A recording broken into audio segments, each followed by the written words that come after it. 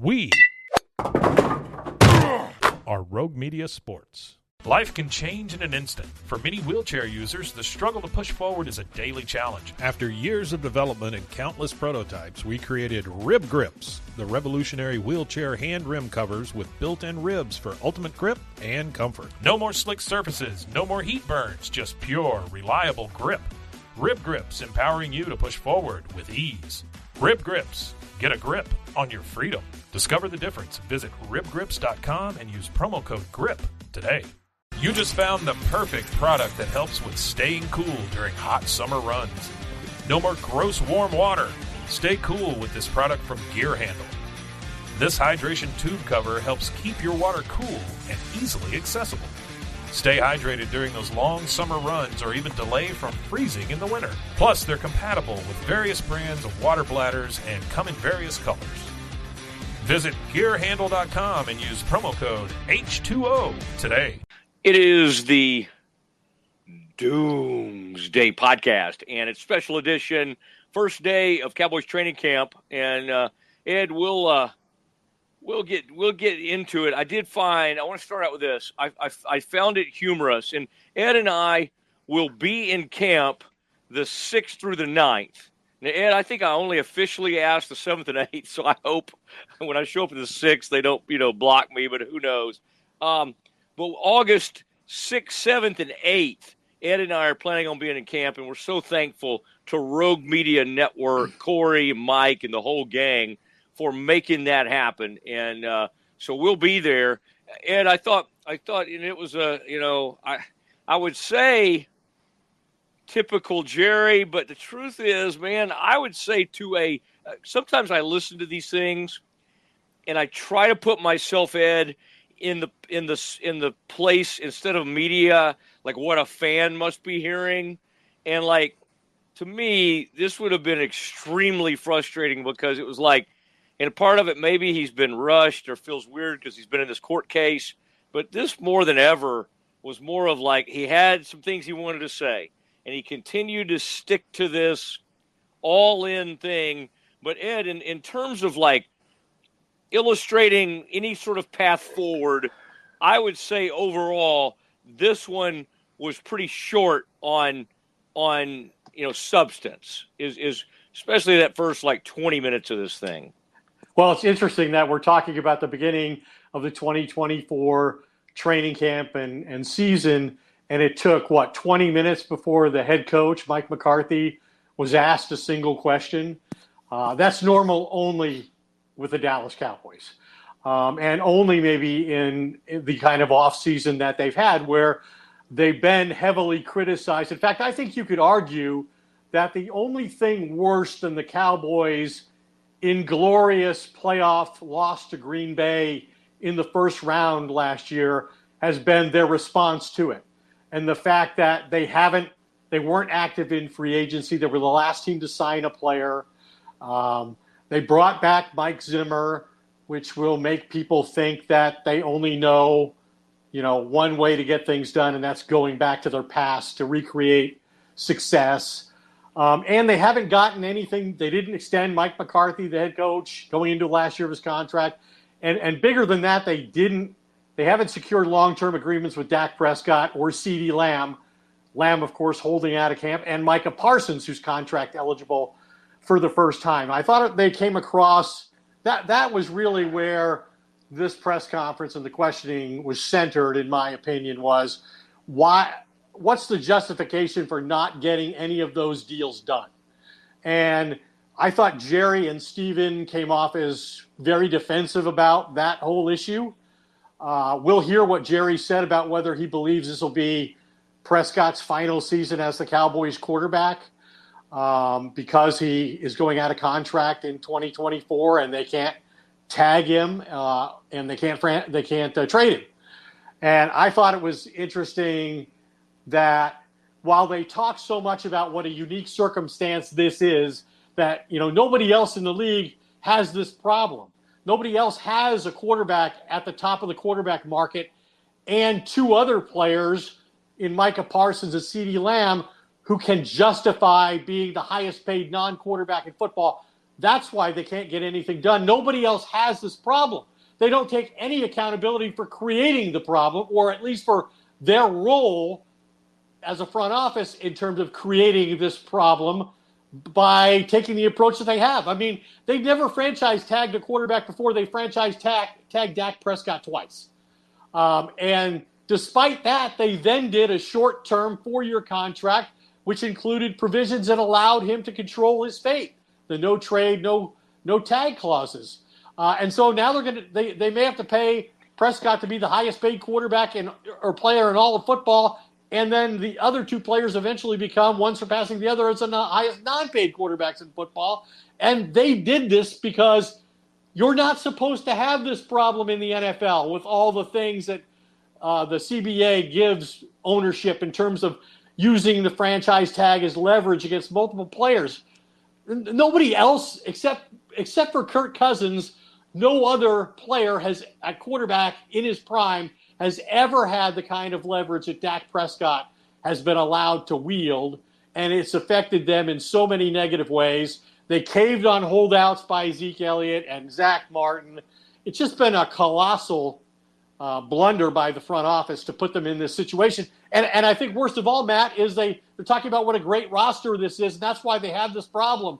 They draft so well. They have so much talent. They've done nothing with it.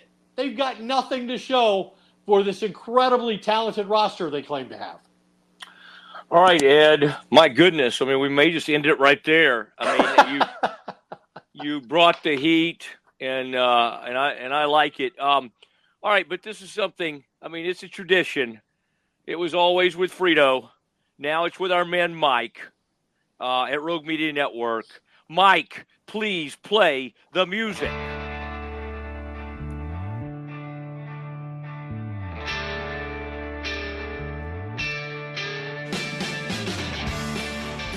All right, Ed, and it is Doomsday Podcast. Ed and I'll be out there not long from now on August 6th. We will show up out there. And Ed, Jerry showed up with some notes.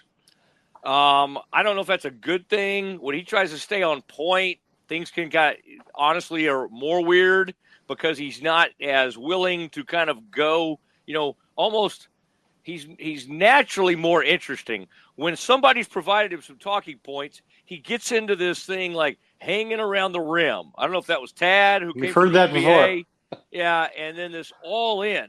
Like I would say of all the phrases, ambiguity is just like, okay, we've heard that for years. But this, like, just because you decide that you're all in, it doesn't matter, like, if you say it over and over again, if your actions show otherwise, that's the only thing that people care about. So, like, Ed, at some point, Jerry, in this press conference, I think, tried to eliminate the media, right? He's like, we are a conduit for the fans, and we ask questions that people want to know and all those kinds of things. But he wanted to speak straight to the fans. And you kind of thought, well, maybe some sort of apology's coming. And really the only thing close to an apology was just kind of like, I'm trying as hard as I ever have. And he said something like, you've got me. And I would just say, I'm all in. You got all of me. You got all of me. You got all of me. And I would just say, like, that could not have calmed anybody's nerves. Like, did you hear one thing Jerry said today? And to your point from earlier, it was humorous that the PR chief had to say 25 minutes in, hey, guys, we got practice coming up. Anybody got anything for Mike? Anybody want to ask Mike a question? And then the question was about his contract and the fact that he's coaching the final year of his deal, which almost never happens in the NFL. And he expressed when he arrived yesterday some discomfort about that fact, especially he's willing to bet on himself, which Dak has also said, being put in the same situation, but that many of the staff members are uncomfortable being in this situation. But yeah, I mean, Jerry tried to reassure everybody that this is an outstanding, team, that they have, what Tad had to tell him, 14 Pro Bowlers, 12 All-Pros.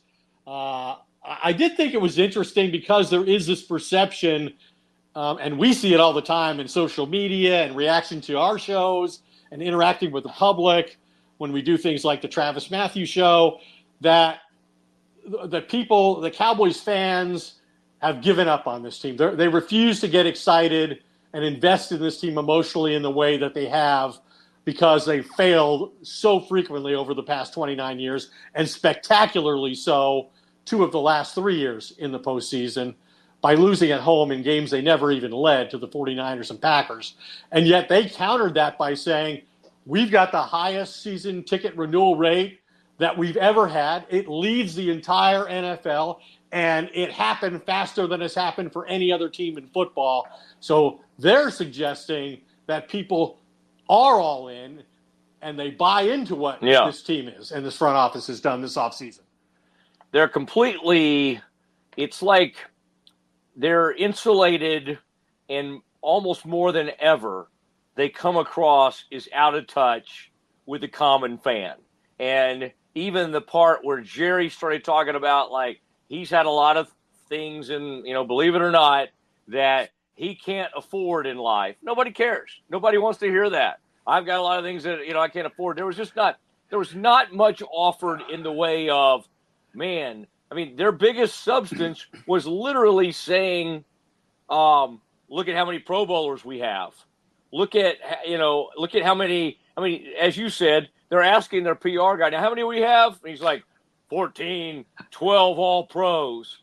And it's just like kind of a staged, like, don't you kind of feel like, even though he's willing to go along with it all, doesn't McCarthy have to be a little embarrassed, like, to be a part of that, sitting up there? Or do you think he's just learned to live with it? I'm sure when this was originally, because of Jerry's court commitments and the paternity suit that kept him from, I guess, delayed his arrival by 24 hours and pushed this press conference back from yesterday to today. But originally they rescheduled it for Saturday. And today McCarthy, with the practice started, was going to handle it by himself. And then on Saturday it was going to be Jerry, Steven, and Will McClay. I'm sure McCarthy was thrilled with that he wasn't going to have to sit up there with Jerry and Steven, or so it seemed. And yet then things changed, and he finds himself in that very predicament once again. But yeah, I mean, the thing the comment Jerry made about not being able to afford certain things, that was interesting to me, in that it came as he was talking about Dak Prescott remaining the quarterback beyond this season. I thought it was the first time he suggested that, maybe I won't be able to afford my quarterback if he wants to be the highest paid player in football as much as I want him. When that time comes, I don't control that decision, and maybe I won't be able to keep him. But, this man owns the most valuable sports franchise in American history. He has a yacht.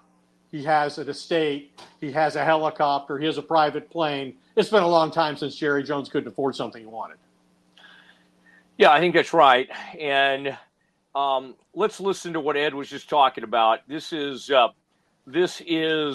Jerry Jones when he was asked about, do you envision a future possibly without Dak Prescott? And this was Jerry's answer about 20 minutes in, after a bunch of ambiguity that he talked about in the press conference. John Michaud with The Athletic. Jerry, you mentioned about Dak potentially going to the final year of his contract, you being all in on this year, him being all in on this season. Has that allowed you to think how long you guys have worked together, you and Dak, that this could be his last season with the Cowboys? I don't think so. Just to be very specific, I do not think that this will be his last year with the Cowboys at all. Am I being psychotic relative to my mirror? No. It's pretty clear, I think. I want to say it if it hadn't been clear, of how much we appreciate what Dak Prescott has meant to this team in a positive way. And the players do play better when he's out there. He does make his teammates play at a higher level. There's no question about it. So I'm right there in line with his best fan. All right, and there he was, Jerry Jones, talking about Dak Prescott. And, Ed, I mean, we've been here before. I mean, we spent a whole offseason or more, talking about, is Dak going to get his deal done? You remember the last time we went through this, and now it's like, yeah, we're going to get it done. But, it's like, it's the same thing with CD. Like, what more do you have to see? And there is some people believe that Jerry truly, even though he says he, doesn't envision him. And again, Ed, what can he say? I mean, like, he can't rightly say, yeah, I envision a scenario where we don't have Dak Prescott. He doesn't really want to jump on that. That's why we traded for Trey Lance, so we have an alternative. Yeah. But, I mean, it's just like, even if they end up in the same place again, let's say they lose in the first round, they're still going to have to make a decision like, okay, let's say he has really good numbers, puts up great numbers, and then they don't perform again. And do you think in his heart of hearts, Jerry has enough doubts? Obviously, they hate the scenario they're in with like three unique. They want to act like they've got the most unique situation ever in NFL history, right? But just to operate with Dak, I think Steven privately, he wouldn't say this publicly, I think there's a part of he and Jerry that truly want to get another look at Dak in the playoffs. But of course, you wait that long. And I guess, of course, if Dak ever advanced to an NFC title game, then they would love it, and they would have no problem paying for whatever. How do you think? How do you understand that they're looking at this, and how do you think this impacts Dak? Does Dak really care that he's going into the season in this situation? We have to remember a couple of things to create the proper context for this, and the first of those things, to me, is they were in this situation last year in training camp, talking about they were going to extend Dak Prescott. And it was be something that's, simply done, automatically done, and we wouldn't even know that it happened. And, there was an automatic provision in his contract this offseason that they could have invoked that would have lowered his cap number and allowed them to improve the roster, sign players to bring in and give Dak Prescott a better roster in this season that determines his fate if they don't sign him. And you remember at the end of last year, Jerry said something to the effect of, we've given him some of the best rosters I've had in my 30 years here, and it hasn't happened. So, like Troy Aikman said, I think it's natural to have doubts about somebody and what they're capable of when they've never done it. Dak's going to be 31 years old. He's going into his 9th NFL season. And there's never been a quarterback in NFL history who has started for the same team to begin his career 8 straight years without making the championship game and then taking that team to the championship game in his 9th year or later. Never happened. Now, what has happened with Drew Brees and John Elway, they didn't go, and Peyton Manning, they didn't go to their first Super Bowls until year 9 or later. So it's not unprecedented that a quarterback who's played 9 years as a starter hasn't been to a Super Bowl and then goes to one, because John Elway won one in his 15th year. Drew Brees won his first in his 9th year. So it can happen. But I think everything, despite what Jerry and Steven have said, I think they've shown that they have real doubts about Dak Prescott. And they're not sure he can deliver what they once thought he was capable of. He's had 3 great chances, in recent years. And it hasn't happened. They led the NFL in scoring. They're the only undefeated team in the league at home last year. Lost their first home game to the youngest team in football and a quarterback who's never been in a playoff game.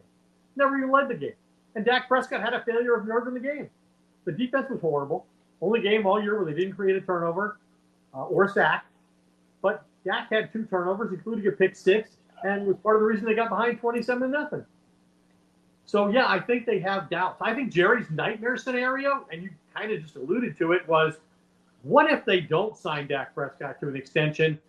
The Cowboys go to the NFC Championship game or beyond for the first time in 29 years, and then Jerry doesn't have control over bringing Dak Prescott back. Wouldn't that be the ultimate irony? Yeah.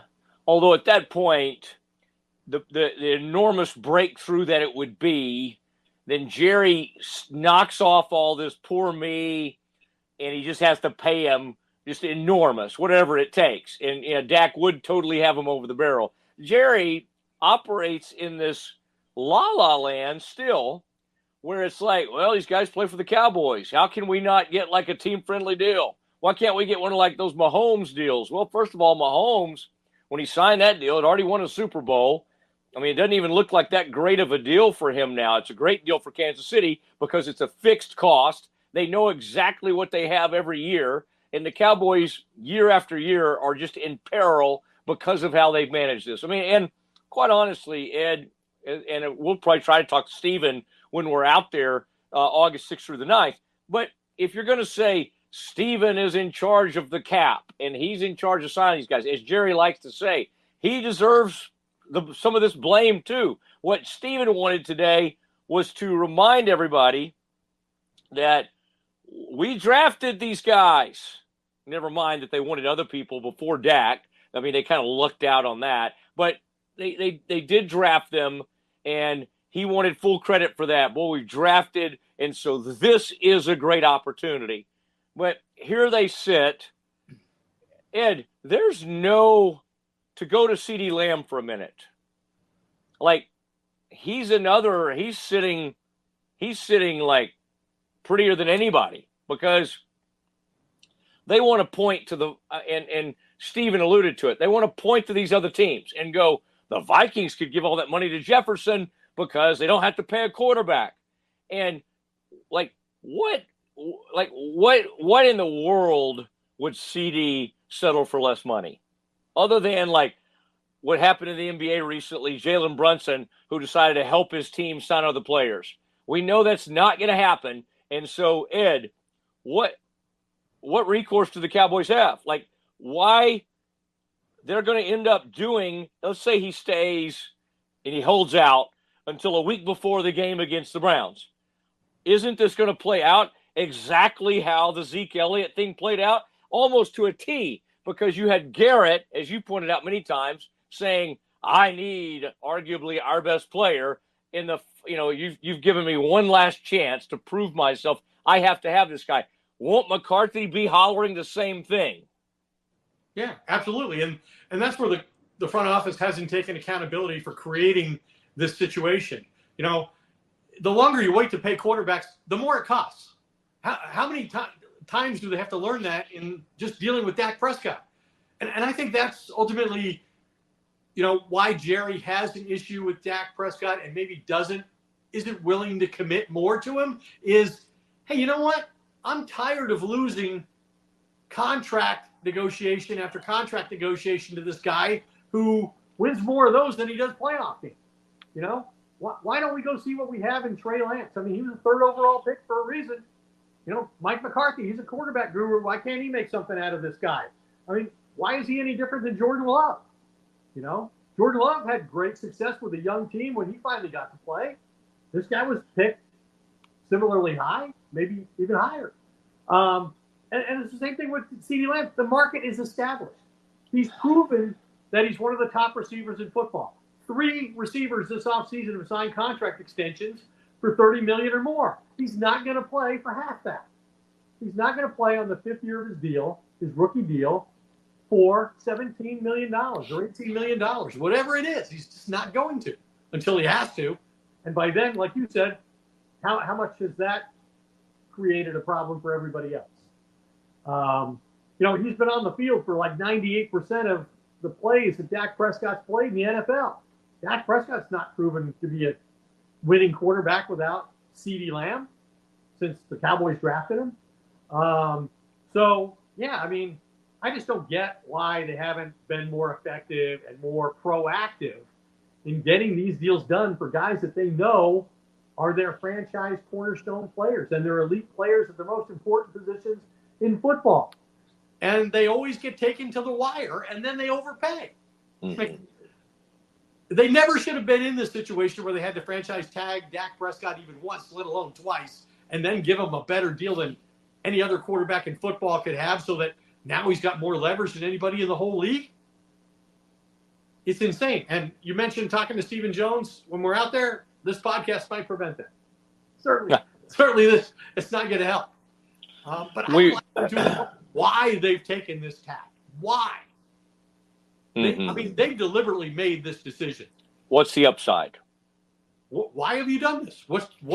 For what philosophical reason? What do you have to gain by taking this approach? Now, they've basically blamed the coach and the players for this scenario where they've been unsuccessful in the postseason. Basically said, we've drafted great. We have one of the most talented rosters in football. Look at all these Pro Bowlers. Gave them to Mike McCarthy, a Super Bowl winning coach. Dak Prescott, one of the highest paid quarterbacks in football, and we get nothing for it. I get that. There is some truth in that. They have been failed by the players. That's fair. But they've contributed to the situation they're in right now. Yeah, and so here they sprint into training camp, and we've been at these training camp, and to honestly listening to this today, Ed, I thought there might be a moment where I was like, man, I wish Ed and I were out there for the beginning of this thing. And the more I listened, the more I was like, I think we made the right call. I mean, I think we let this thing get going a little bit, see kind of what's going on, and then get out there and watch that practice with the Rams. That's going to be a lot of fun on August 8th, which happens to be my anniversary with my wife, Meredith. Now, by the way, Ed, I need you to sit up because you mentioned Travis Matthew, and I see the brand. There you are. And I certainly have one of my new Travis Matthew golf shirts on. So we both have the golf shirts on. And then I recently took a picture with a lot of Travis Matthew on it. So Danny and all our friends at Travis Matthew, we appreciate. We had a great episode there. So Ed, I did want to at least mention who we were, who our wardrobe was furnished by for this episode. That's the reason I would have wore a suit and tie, but I don't have a suit and tie by Travis Matthew, so I wore the golf polo. I can't really, if I had them on, I couldn't show it. But my next move is this new line of shoes they have, because the only thing I don't have are Travis Matthew shoes. And on my recent trip overseas, I took a picture that showed my shoes, and one of my buddies suggested I'd gotten my shoes at Chico's, which I think is a women's clothing. So again, he was just being a jerk, but they would not say that, right, if I had Travis Matthew on. Okay, Ed, let's also there's some stuff about Jerry, and Jerry, as only Jerry could, only this family could. This thing was moved to Saturday because of a court case he was involved in. The court case abruptly ended Monday in Texarkana. It's a paternity suit. It's embarrassing. But you know what? Jerry's life is just sort of out there for everybody. In fact, Netflix will have that. I bet Netflix won't have the paternity. Maybe they will, because Jerry has control of that. And the question had to be asked to start I think, is like, well, Jerry, what about the paternity suit? And Jerry's like, I'm not going to talk about this. The one thing he said, Ed, was that, like, what do you say? It made it awkward for my family, or it's been sensitive for my family. And you're like, yeah, I bet, I bet. But again, this probably has been known inside the family, I would think, for many years. It's just Jerry. But I just thought Jerry, I don't know. I didn't think he was on his game today. And I don't know if he was playing too much by the script. I'm curious what you thought. Not enough. Or not enough on the script. What struck you? And again, we'll hear Jerry talking about something here in a minute. But other than that, what else struck you about today's news conference? Anything else really grab your attention? Just how uninvolved, Mike McCarthy was. Yeah. And nobody. I mean, we used to go to this thing every year, and Jerry used to be talking about Super Bowls, and now he's defending himself in all manner of how he put this team together and how they got themselves in the predicament they're in. And let's also say there's plenty of time for them to get a deal done. In fact, it's not unusual. I was gonna look up this list I have of quarterbacks who have signed deals, or major players who have signed significant deals at this time of year or later. And if you look at it the last 5 years, some of the biggest guaranteed money contracts in the NFL have been signed after July 15th and before the first week of this season. Last year it was Joe Burrow and Justin Herbert, Kyler Murray, Russell Wilson in 2022, Josh Allen in 2021, Nick Bosa, Deshaun Watson in 2020, Jared Goff in 2019. So it's not impossible to think that the Cowboys, if they really want to get a deal done with Dak Prescott and CeeDee Lamb, will ultimately get that done before week 1. We just don't know. And the other thing, we talk all about the Cowboys' position here. We don't know what Dak truly thinks about the whole deal. Can't be happy about the way he's been treated this offseason or at any point in his career, really, by management. I mean, when he came in as a rookie and won 13 straight games in a season where he didn't even expect to dress for games because Tony Romo got hurt, he goes 13-3, and Jerry's wistfully talking about, wouldn't it be great if Tony Romo came back at the end of the season and led us to a Super Bowl win? I mean, talk about disrespect. And then he gets to the point where he has to get franchise tagged twice. He's denied his chance to get fair market value. Everybody else on the team is allowed that opportunity, but not him. And now he finds himself in this situation again where he's not only not signed beyond this year and may be forced to play the final year of his contract, but he's being blamed, and maybe rightly so, for not doing enough with a talented roster. So now you have to do it with a less talented roster, and it's all your own fault. Well, and boy, good point there, Ed, because what it leads to is this. It can't help, and I think Troy Aikman, when he was on with us, has spoken to something like this before. It can't help but, it's like it makes the other players on the team kind of go, what's going on? Like, this is weird. Like, Jerry used to have moments.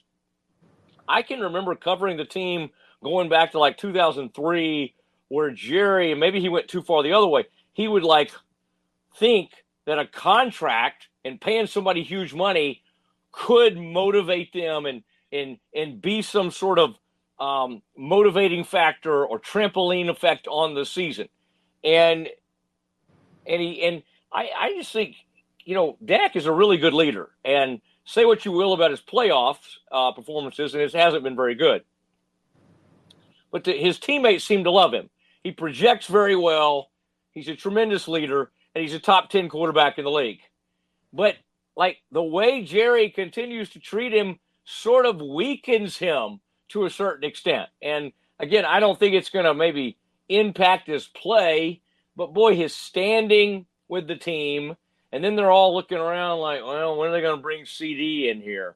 It's just really sheds light. And then, of course, Micah will be the next one. So, back to your point, Ed, also, though, it's like they want today's news conference, at least for Stephen, was about trying to explain. It's almost like a debate or something. Okay, what's our platform? And our platform is nobody else in the league. And you started with the podcast today with this, Ed, with some fire, which I really like. But the platform speech from Stephen today was, we're dealing with something so unique that nobody else has to do. And the way he's spinning this is, it's because we were so great in our drafting. So we have done so well, we have created a really ridiculous situation for ourselves. But it's because we're so good. So, but Ed, no matter who the fans are, like, that falls on deaf ears with fans at this point. But he's going to try to roll that thing out there anyway. That was Stephen's platform today. I think it's going to be interesting to watch how they handle Trey Lance and how he responds to, his first opportunity to win the backup job from Cooper Rush, and how whatever happens out there and whatever development takes place for him as a quarterback, how that's perceived by the front office, and how, that might affect what they ultimately do with Dak. And like I said, maybe Dak's tired of the whole thing. Maybe after all this, he won't want to be here anymore. That's entirely possible. Maybe he'll want to go to a place where every interception isn't the end of the world, on national television. But again, part of the reason for the skepticism and the doubt about him is that they haven't delivered in the postseason, and he's largely responsible for that. Just like Tony Romo was.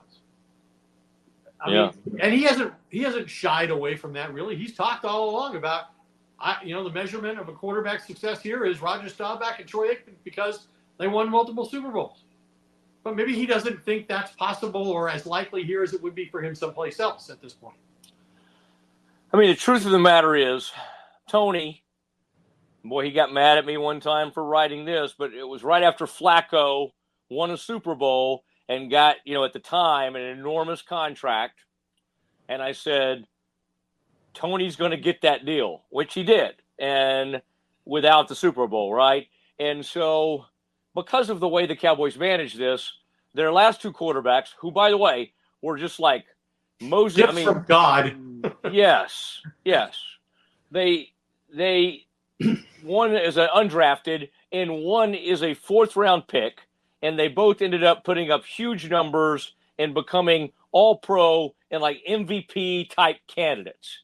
And yet, no quarterbacks, I'm talking about Tony and Dak, no quarterbacks in the league have ever had this much leverage over an organization that have done less. Because when you break it down, how many playoff wins do they have between the two of them? 4. Correct. Over how many combined seasons? Romo was 10. Dak's going into his 9th year. So 18 seasons.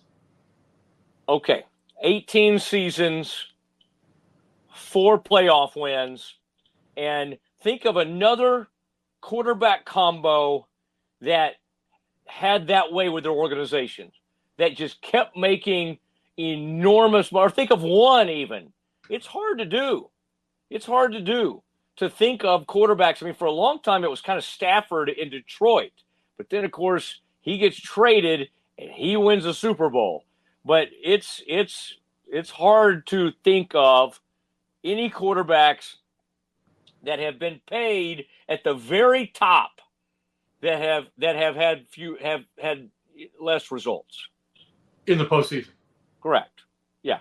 Usually it's somebody who's won a Super Bowl or been statistically prolific, been to a championship game at least. I think Stafford's the best example. Yeah. And, you talk about 2 different quarterbacks during this period of time. The common denominator in all this, as we all know, is Jerry as general manager. And Tim Calishaw asked him a very fair but pointed question about why it is the Cowboys continue to operate using this model that nobody else in the NFL employs, despite the lack of success they've had with it, that the owner is the general manager. And Jerry remains unequivocal about that. And I don't know if we're going to play the or not. No, you were setting it up beautifully. Just keep going. Yeah. Okay. So our good friend, we both worked with him, Tim Calishaw, asked Jerry Jones very directly at the end of the press conference today at Oxnard about the unique situation and the way the front office and the way this football team has created a situation where the owner is also and has all along been the general manager, and that while I don't know if we're using the question, we don't need to say all this, but Mike McCarthy's job is on the line this year. Dak Prescott's job is on the line this year. The only people who are never at risk are named Jones, Jerry, and Steven. Why is that? And here is Jerry's very satisfying answer. Tim Calishaw, Dallas Morning News. Jerry, as far as you being all in, Mike's job is on the line. That's been discussed. The other coach's job is on the line. The general manager's job is not on the line. Steven's job is not on the line. 31 other organizations don't do it this way. The only thing that happens here is coaches get recycled and you made 8 coaching hires. Why does this make sense for the Cowboys when nobody else does it this way? I think the Cowboys have had 2 general managers, Tex Schramm and me. 2 in the history. You look around the NFL, and I'll bet, I don't know, I really haven't studied this, but I'll bet you they've had 30. They've had as many general managers maybe sometimes as they've had coaches. Since the reality of it is, which was from the day that we walked through the door, that I knew that I was going to have to be responsible for any and everything that went on. So that if that is going to be the case, then I'm trying not to use somebody else's commenters this way. I'm only comfortable doing it that way. I can't delegate that. Now, what that implies is that this thing is a product of me sitting up there throwing darts. That's not the case. I like to think that the reason that I've enjoyed some success in my life is that I've had people like Mike and Stephen in my ear hard. Now, Stephen is my son, and then my children, we all work together. I heard a father's prayer one time that says, please don't let me be a bully. Because I can be, they will let me because they love me. And so that I lay up waking nights making sure that my ears are open and that I'm not too willfully strong. So believe you me, I listen and I get a lot of input. And when this guy to my right talks to me, you notice in a draft room who I'm sitting by? I'm sitting by Mike. When he talks to me, it's going in and it's not coming out. Now, I'm a lot of things, but I'm not slow. So I do listen to the people around me. Otherwise, I wouldn't even be sitting here, Tim. I wouldn't even be sitting here. You can't get here and get to be a part of this, just me. And so I've had lots of input. Jimmy Johnson gave me a lot of input. Okay? Did anybody else have to make the final decision? The decision. Do you punch the button or not? Not one time in history that I've been involved with this team. Now, if my butt has got my mind out someplace else and not on this, then you have to trust me that I know how to, since I'm not on top of the issue, trust it when Mike says, we're going to do it this way. Stephen says, we're going to do it this way. Trust me. That's the way it is, and it's been that way since we got the Dallas Cowboys. Whatever we are or whatever we're not, I think I saw where we've the sixth winningest team in the last 15 years in the NFL or something like that, in the NFL.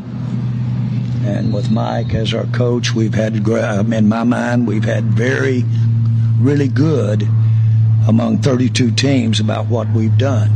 Does anybody think that good for me is folding it up and not having gotten to a Super Bowl?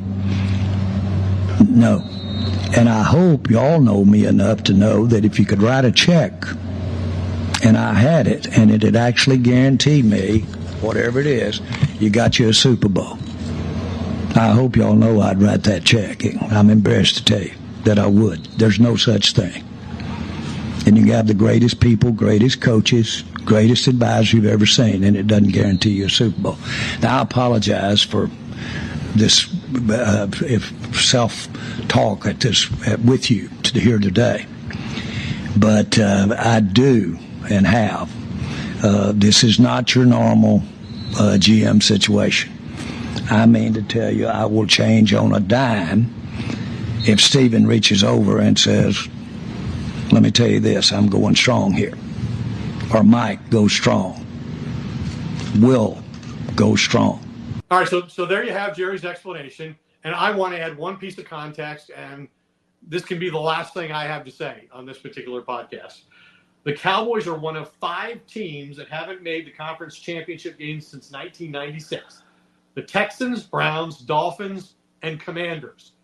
Dallas is the only one of those teams that's had the same general manager the entire span of time. The other 4 teams have had 26 combined general managers, and all of those franchises have had at least 5 different general managers. The Cowboys have had Jerry, and will have Jerry. I like how he blames it on like Clint and that whole group. Like it's, hey, Tex Schramm did it for, however many 29 seasons or whatever. So why can't I do the same thing? It's I didn't know what he was just all over the map today. And Ed, I would just say this. I mean, there weren't a lot of like, hey, what about this play? And over the course of time, by the time we get out there, they'll be talking about position battles and who's emerged. I would just say, one of the frustrating things about this team right now is coming off horrible loss, arguably top 3 worst losses in the organization's history. I mean, you could make that argument, and yet they do very little. Like Mike Zimmer. Hey, you recognize that linebacker? You can have him. Okay. So they really didn't bring that much to the table. So, like, I would just say, Ed, and this is going to be the last point I'll bring up, but, like, there's no real point of this team. They don't have CD right now. They had a step forward at tight end last year. They lost their running back. They have Zeke back. So I don't think they've improved at running back. There's no part of the defense. It'll be nice to have Diggs back. He starts on the PUP list. Like, I think you have a hard time pointing at any aspect of the team and making an argument they're better there. Well, maybe linebacker. Rookie maybe offensive lineman. Correct. Right? Yeah. He might be playing on center, and Guyton might be the left tackle, and both of them are trying to make position changes as rookies and potentially rookie starters. So that says something about how shaky that potentially could be. Yeah. I mean, I don't know if this is a boom or bust team or just a bust team right now. It's like the boom or bust part of it means, to me, could they win 12 games again? I mean, history says yes. They have a lot of the same players back. But the other side of that, Ed, is Eagles, Giants, even Washington with its new coach and a couple of things they've added. Everybody else did make some improvements. And so I don't think you can just go bad division. Not a great division, but I think those two teams are either level or the Eagles are a little bit above. And that's how I see it. Ed, man, thank you. I mean, I just feel like we were in California. I mean, especially people don't even know this, but you've used several devices to record today's podcast. You've shown your versatility. Well, we appreciate the folks at Rogue Media Network. And, of course, Ed, they will be sending us out to Oxnard, California. Ed and I will leave early the morning of the 6th. Certainly not my choice. I like to leave as late as possible. But for various reasons, one in particular, we decided to leave early. Based on my recent experiences, the airline might send you out later than you expect. And as only Ed and I, at one point, were booked on the same flight, we have now ended up on different airlines and different flights. And I think that's really the way Ed prefers it. Ed, great job. And thanks to Jill for her helping out this podcast as well, your lovely wife. And a happy birthday as we record this today, right down the hall from where I'm recording it, my 17-year-old daughter. She turned 17, Parker, who has been out to training camp, Ed, with us before, and you've kind of watched her grow up over the years. So that's an exciting day. So, Ed, if you'll wish her a happy birthday, please. Happy birthday, Parker, and thanks for letting your dad do a hour-long podcast between celebrations. All right. That is the Doomsday podcast after the Cowboys State of the Union, a special podcast. Look for more podcasts coming soon. We'll start rolling those out August 6th as we take our trip to Oxnard, California to be with the Cowboys. It is the Doomsday podcast. For Ed Werder, I'm Matt Mosley. Good night, everybody.